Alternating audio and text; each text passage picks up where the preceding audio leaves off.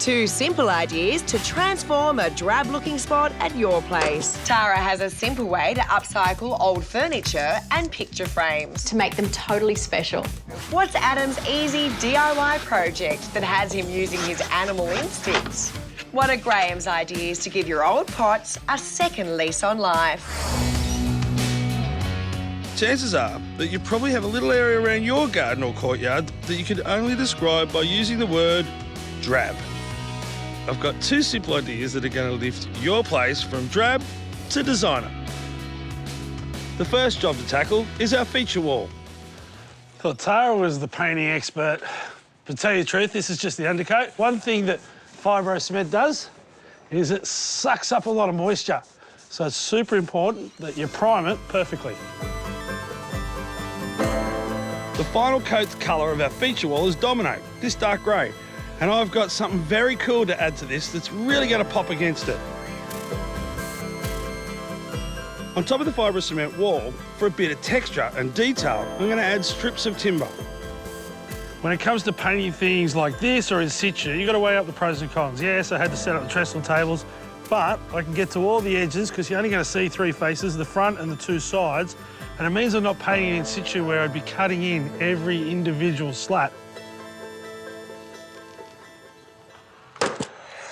How much better does that look already? Now, the fibro cement's cheap and easy to work with, but when you dress it up like this, it looks like you've had a designer in, and the Domino is a great colour. As spacings, I'm just using an offcut, and that texture, when the sun hits it, will look amazing.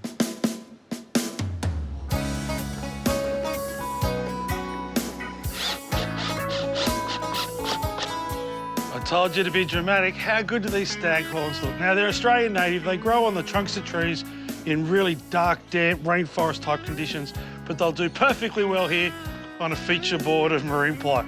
Now, this is a shady spot, so they're going to do fine. As far as maintenance goes, well, if you can get an old banana peel and throw it up and land it in there, that'll compost and it's nice food for them, and you need to water them from above so it falls down and runs the back.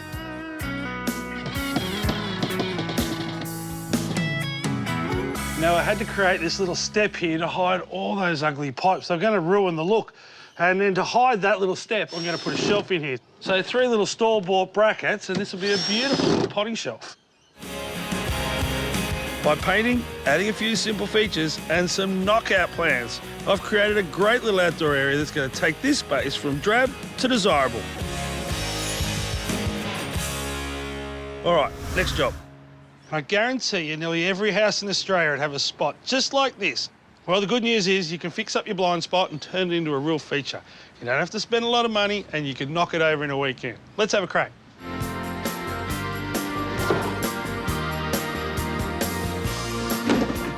When you're tackling a job at home, it's good to explore your options. Now, I've got materials delivered in bags. That means they can crane it off the front and put it near the job.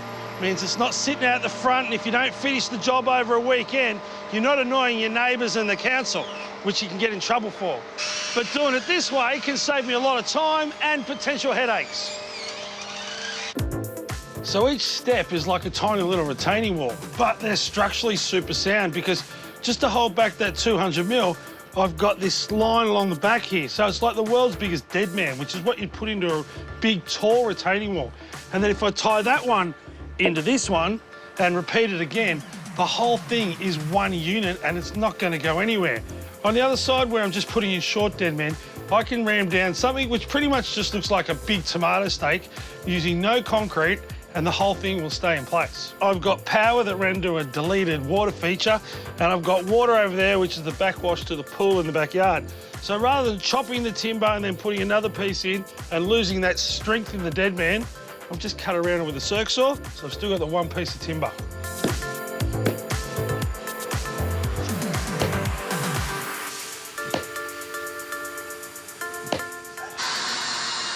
Now, the steps are practical. They're made out of treated pine, but they're not real showy. So to dress them up across the front of the risers, I'm going to put some of this OxyShield. Now, it's an interlocking garden edge, but it's also going to work perfectly well as a cladding.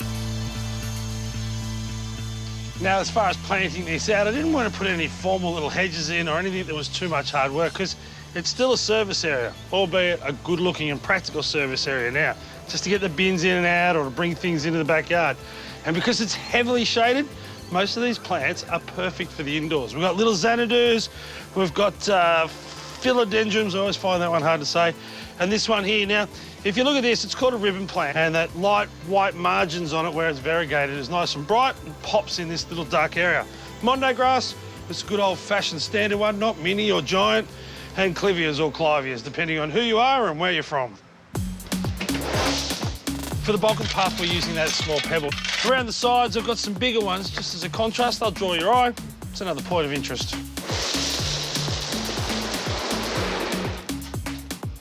With the little detail of the rust and the pebbles going down, it's all starting to come together. Well, I think the before and after speak for themselves. The best thing about this, it hasn't cost a lot of money and it doesn't take a long time. Now, if you can cut a piece of timber, you can make those stairs in an afternoon. And the pebbles and the plants, well, they're just dressing up. Do it over a couple of weekends. Do it as you've got the money. But trust me, for what this cost and how it looks, you think I've cheated. In design, as we all know, it's all the little details that just build the character and the uniqueness to things in a room. So what I want to show you is a very cool embossing trick, something you can do to plain Jane pieces of furniture or picture frames to make them totally special. If you're not bad at freehand drawing, you can always sketch up directly onto the furniture piece or the frame. Now, a good tip is to use ordinary chalk. Now, the great thing about this is you can kind of work out your design, and if you go, oh, I don't really like that, you can just get a damp sponge or a cloth and just simply wipe it away and start again. It's a great way to kind of free up and loosen up your drawing skills. When you are happy, well, then you can start actually adding the texture.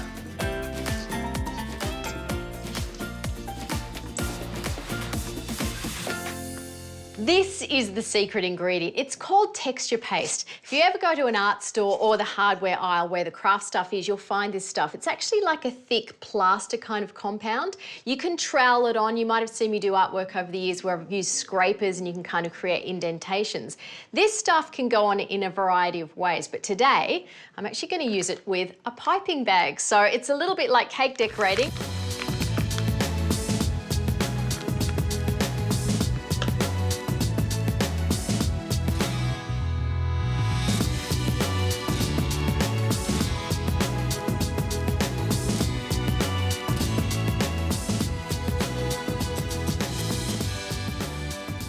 So the next step is to actually leave this for 12 to 24 hours to dry. Of course, it depends on your weather conditions, but the idea is we need to have it dry so we can further decorate it with paint.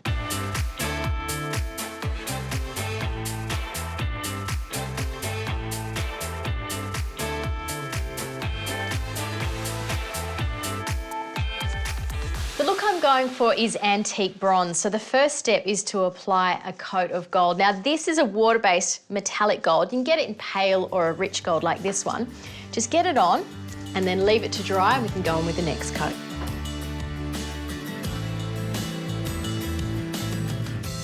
I've allowed the gold paint to dry. It doesn't take long, just a few minutes. If you really want to speed things up, you can use a hairdryer. The next layer is actually black paint. Now the reason for that is we want to dull down this gold. It's a little bit brassy as it is. I want to make it look like bronze. So I'm just gently brushing that across the gold paint. Using a dry cloth, just wipe it back.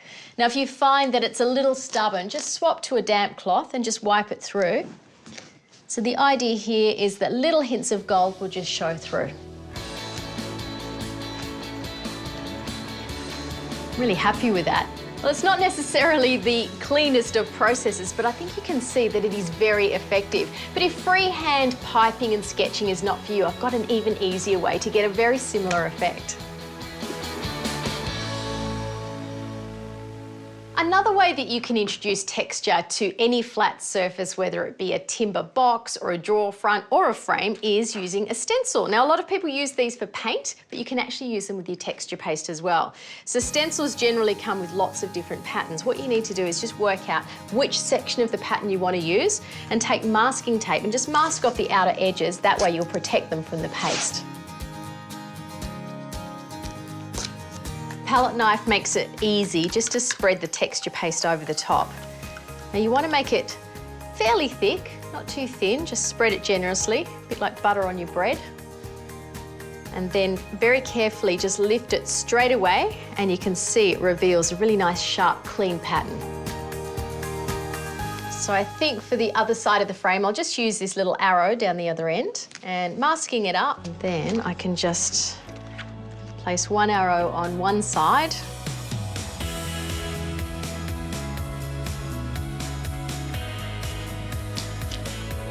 And I think I'll flip it round and do one in the opposite direction. It's very easy.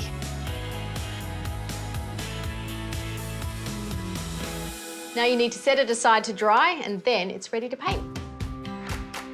This technique is known as dry brushing. It's one of my favourites for furniture and for frames. The idea is you get a metallic, maybe it's gold, maybe pearl white, or even silver or copper. You get a tiny bit of paint into your brush, preferably one of your oldest, rattiest brushes. Stiff bristles are good. Wipe off the excess on some paper towel. You don't need much in the brush. And then you just very delicately kind of kiss the frame and the texture with the bristles of the brush, and you'll see all of those little textures and highlights. They catch the metallic, and as it moves around in the light, you get this beautiful glisten. It's really cool. This is a very simple technique with a basic paint finish over the top, and you have to say that it's turned this plain Jane mirror into something very elegant and sophisticated. It looks really expensive. But if you prefer to stick within the lines, well, maybe stenciling is your thing. So look around your house, see what you've got, maybe add a little texture and embossing detail.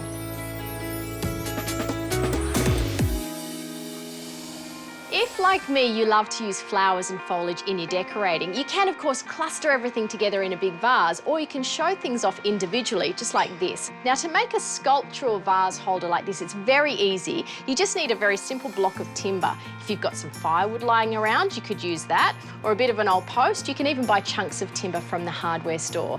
Now, to create this little holder, you need test tubes. You probably remember these from the science lab at school. Well, you can actually buy these online from lab suppliers for about $10 each, so they're pretty easy to find.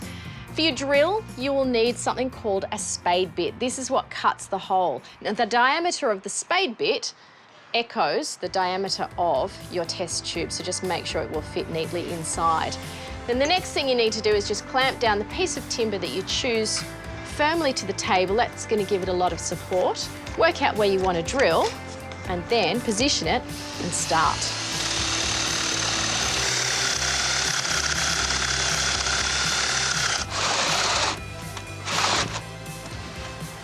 Slightly messy business, but fun. Tip out all of the excess shavings. Lovely. Okay, let's see how we went.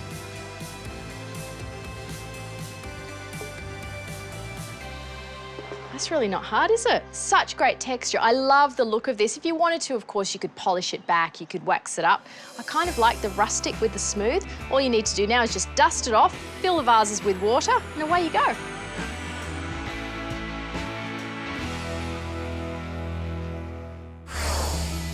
Now, most people avoid talking about the elephant in the room. Not me, I'm literally going to be placing one in there. What am I talking about? It's a unique sideboard in the design of nature's masterpiece, the elephant. It's where art meets function with a little bit of feng shui thrown in. I'm just channeling my inner animal. Let's get into it. And it all starts with the printout of an elephant on some grid paper and some 17mm ply. Ply is great because it's cost effective and readily available. So I'm just transferring the grid onto this ply in 200mm increments. That way, I can start drawing the backing board of the elephant.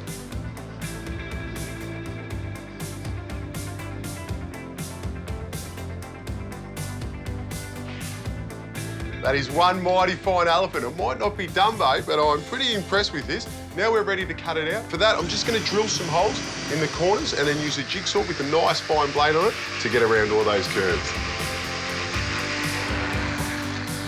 There we have it. That's one mighty fine elephant. The elephant's body's made up of 20 pieces, which I've cut out. Now, you look at it like this, and it looks very complicated, but it's not. In the end, if you take your time and make nice, accurate cuts, and you can use a jigsaw, you can use a drill, you can glue and screw things together, then you can make this sideboard. Now, to assemble it, I'm going to be starting with the set of legs, and I reckon it's time to get this stampede underway.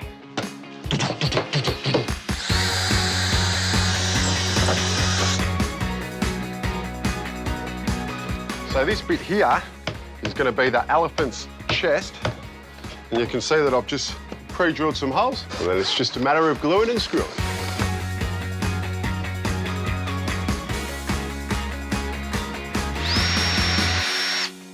And if you take the time to do a clearance hole and then a pilot hole before you put your screw in, that's how you get a neat job.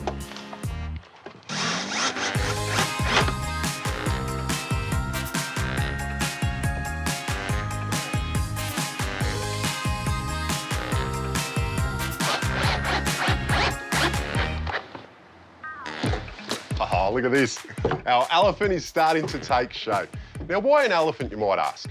Well, according to Feng Shui, an elephant brings protection and wisdom to your home. And also, if you face the trunk up like we have, it brings good luck. So why wouldn't you want an elephant in the room? Next up, it's time to get the shelves on.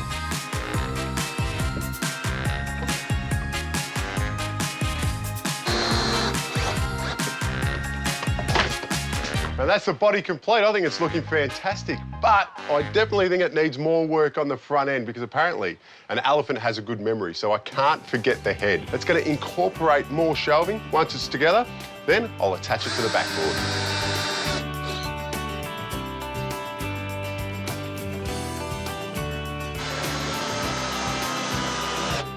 The great thing about this sideboard is you can make it as simple or as elaborate as you like. Obviously, we're going to go OTT. So around the trunk here, I'll be adding detail. I'll be giving the elephant a set of feet. Simba, you deliberately disobeyed me, but I made you an elephant. And it wouldn't be an elephant without completing this task. Also, ivory looks better on an elephant.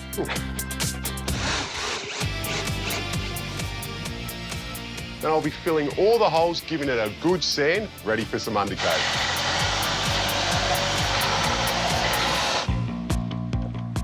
Don't worry, I haven't forgotten about the ear. That gets attached at the end. And also, I'm not going to be undercoating the end grains because I'm going to leave them exposed and finish it off in a clear coat.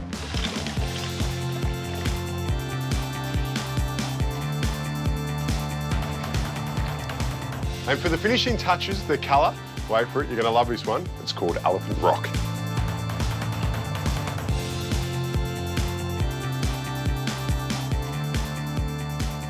How good has this turned out? I could not be happier. But there's one thing missing, and that's the ear. And to connect it, I'm just using a piano hinge.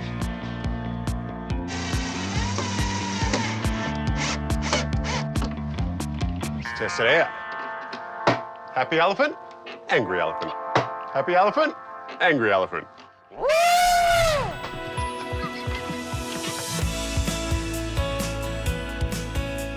I think this is the perfect spot, and the best part is your home will be blessed with wisdom and good luck too. And trust me, everyone will be talking about the elephant in this room. Now this is where most gardeners end up with a great collection of pots. I've got a whole range of them here. If you haven't got any, have a look on the roadside clean-up. Council tips, you'll often find them there.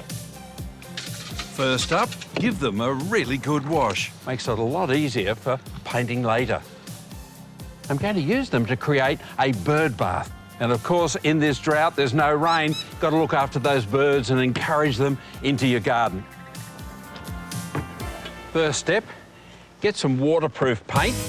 And I think instead of using a brush, use one of these little foam applicators and then just paint onto the inside. Now we've got to make the stand, which needs to be fairly high, and I'll explain why in a moment. So we need 2 of these large pots, 2 of the medium and 2 of the small. First up, we're going to put the medium on top of the larger pot. We want to get up to around about waist high so that the water attracting the birds is away from where cats can access them. so the birds are nice and safe. Then, with a pencil, just mark around the base, because you might have a couple of sample little pots of paint left over, and we can just paint this section here. We don't have to paint the whole lot.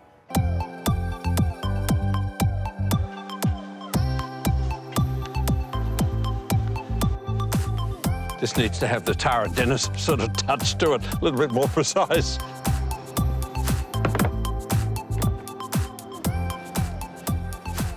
I'm glad I had a little tin of this lemony yellow paint left over. It's just the shot. Now all we need is a little bit of water in there. Now, you could put it in the middle of the lawn, or alternatively, I rather like it in amongst some shrubs. The birds can hide in there, pop in for a drink and a bit of a splash and a wash around, and then dart back in again. But wait, there's more. Here's another great way to put old pots to good use. First, you need some plant labels. Now, what you need to do is get some of this air-drying clay, cut yourself off about a 1 centimetre thick piece of the clay, and then knead it with your fingers. And then using Fast Ed's bread roller, start to roll it out. It needs to be around about 3 mils thick. Now, to get the shape, just use an old plant label. Sit it on the top, and then using a sharp knife, cut around the label. Okay, now it's nice and ready. Finish the shaping. You can personalise it. You can create labels using stamp sets from Bunnings. Once you've got the little alphabet stamps out, then you just basically make your mark into the soft clay. Once it's dry, then get some sandpaper and clean up the edges. Now the next step, a fine paintbrush and some diluted black paint.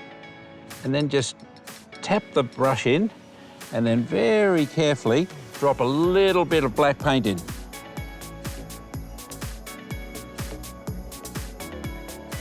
And to make it last longer and make it a bit stronger, give it a spray with the sealer.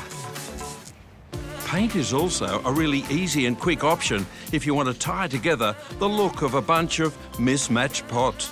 Now, you'll notice, as I'm painting it, I'm not using the Tara Dennis precision line work. In fact, it's a bit chaotic, but that's what we really want, because this is a sort of a textural paint, and the more rough and excess sort of paint you put on, the better it looks later on. So, this time of the year, you got all the cabbages, collies, broccoli, all the herbs, including sorrel, which is great in salads even during the cooler months of the year. Hopefully, I've encouraged you to get out into the garden and get your hands dirty, get the kids out there and have a heap of fun as well. But even better still, you can enjoy the fruits of your labour of all these herbs and veggies.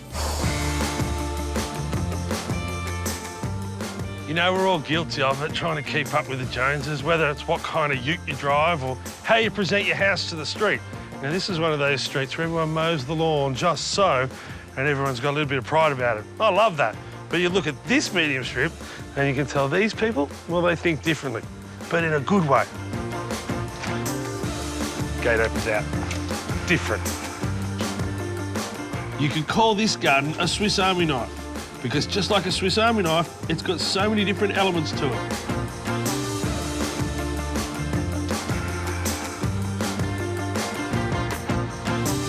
So this is just your typical size suburban block, but it feels much bigger because you can't see the boundaries. It means every little room you come into, you want to see what's around the corner. And the reason why it works with such little soil is because of the plant selection. Frangipanis are one of the toughest plants you could ever get. They've got that white sappy milk in it, which is a heap of bank for them. So if it's dry or if they're just not getting looked after, there's a lot of nutrients still in the plant. That's why they're easy to strike. Now, if it is dry, the leaves just become a little bit smaller and there might be a few less of them.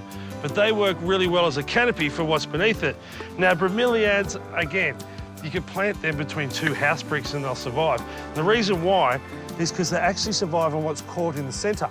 So when it rains or if you give the place a splash of water, you water into there and then organic matter falls off, like a leaf falls off the frangipani, it lands in the middle, it slowly breaks down because there's the moisture in the water there, it starts to compost and the plant's getting a feed. That's why you can plant it between 2 bricks. Now, if you're a neat freak, the floor of this garden probably wouldn't be for you. But if you're a keen gardener, it's fantastic because it's mulched with all the cuttings and the leaves that fall off the ground, but it's also covered with a mat of green. So if there's a weed or two, you can't notice them because it's already a little bit messy.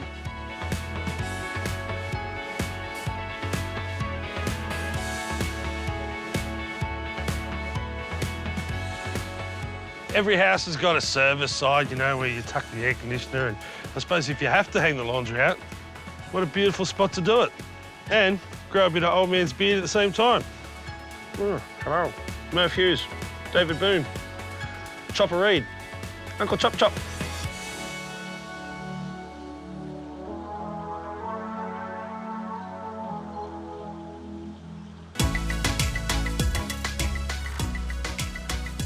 And in the back corner of the garden, in the middle of suburbia, there is a fantastic chook pen.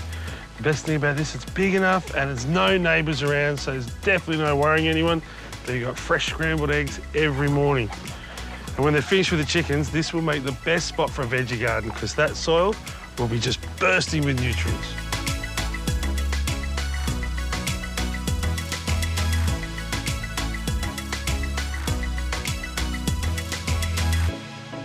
Mark, apart from your garden being aesthetically beautiful, you've obviously got a theory behind how you want your gardens to be planted and what the footprint is for the environment. Could you tell us your overall plan for any garden you'd build? In the end, I want them to be ecologically sustainable and sound. You know, you want to have a high biodiversity. You know, I like small ecological systems. With your rooftop garden, apart from aesthetically pleasing, you know, it might even be a space where you can't go to. What's the advantages of covering your house with plants? Well, it cools your roof, but aesthetically, you know, this one in particular, all our interior windows, light windows, look onto the gutter detail. By putting a roof on it, we're looking at plants all the time. And then the other thing is if you're putting solar panels on your roof, as soon as they go over about 35 degrees, they don't work very efficiently. So if you put a green roof on under your solar panels, you'll increase their efficiency by more than 30%. And then all that water that goes through the green roof then goes back to rainwater storage, and then that's what runs the pond system, and actually the pond with the fish in it and the turtles actually feeds the green wall. So it's those small ecological systems I think are going to be really important. Your vertical wall here is thick, lush and interesting. This has really got depth to it, contrast in the foliage and the colours. If you were to go and speak to a new homeowner who's a new gardener as well, what would be your #1 piece of advice for them to make sure their garden's healthy and alive? You know, you need to plan, and you know, a garden never stops. You know, you're always maintaining it, working on it, fertilising it, you know, and it changes over time. It's never static. You need to keep up with it, sort of thing. Yeah. And 10 years later, what's the most enjoyable thing about this garden for you now? Well, I think my family have taken a long time to come around to the fact that we've got a different garden of everyone else's in the street. And we had an open garden day, and we had, I don't know, 700 people went through over a weekend or whatever it was, which was ridiculous. And they realised that we had a really interesting garden, and people would actually, you know, pay to see it, so they actually appreciate it. Dad knows what he's talking about. That's right.